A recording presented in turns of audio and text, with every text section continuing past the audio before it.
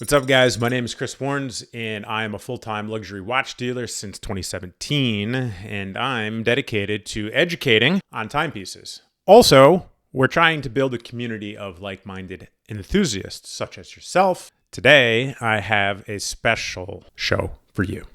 Rolex Submariner 16610, a neo-vintage classic. We do sell a lot of modern Submariners.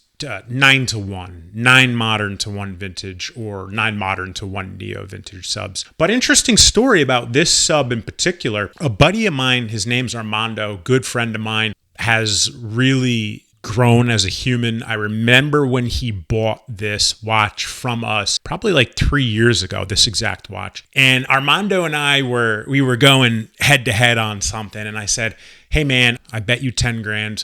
Do you accept my bet? Long story short, he accepted my bet. And he asked me, he said, Chris, can I send my Submariner out to basically pay for the debt? And I said, you know what? I'll do that for you. However, I want to give you terms to where I send the Submariner back because I don't want your watch. I don't want your money. I want you to learn the lesson. And here we are holding on to his Submariner or his 10 grand. And once it got to the office, I realized we've never done a review on this era of Submariner. So here we go.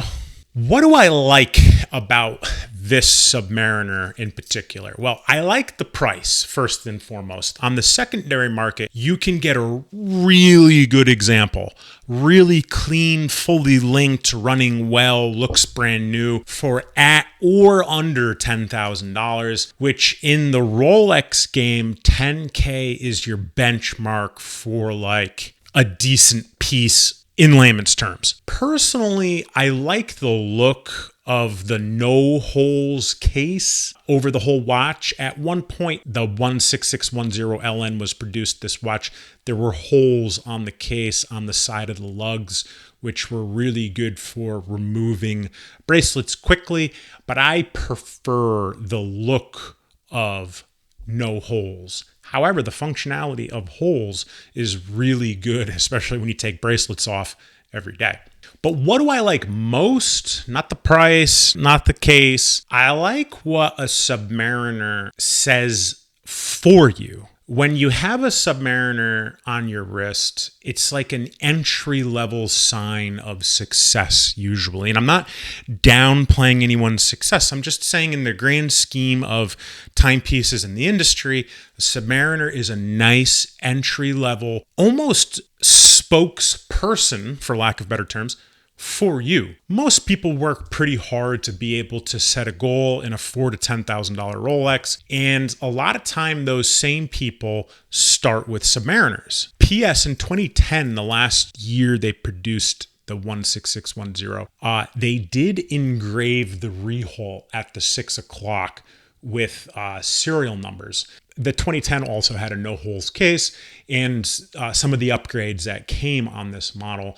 There might be some positive upside when it comes to long-term holds of a 2010, specifically 16610. What I don't like about this Submariner, personally, I'm not a big fan of the clasp. This era of clasp is just kind of flimsy, for lack of better terms. I prefer the modern glide lock system that the 126 Submariners and 116 Submariners have over this era of clasp. All right, some data and facts about this watch is the movement is a 3135, which has a 48-hour power reserve. It's a 40 millimeter stainless case on a robust oyster bracelet made from 904L stainless steel as well. Subs were originally introduced in 1953, and the 16610 was introduced in 87 and ran until 2010, which is a pretty big run. So what do I think of this neo vintage classic? As we know, I rate things on a scale of 1 to 10, and I'm going to give this Submariner a good, solid 8 of 10. The facts remain, it's one of the most recognizable Rolexes. iconic Rolexes ever produced in today's market. You go anywhere, usually you're going to see an abundance of Submariners over many other pieces. You go to an airport, you throw a napkin in a direction 3 feet and you're going to find a Submariner. And we can never argue that it's a neo-vintage classic, and the Submariner is just simply timeless, that you can wear for literally anything. All right, let's close this out. If you want to purchase a sub or a 16610 from us, or learn how to work with us, we buy, sell, trade, consign, source, do appraisals. Link is in the show notes below. And before I go, I'd love to hear your feedback on this review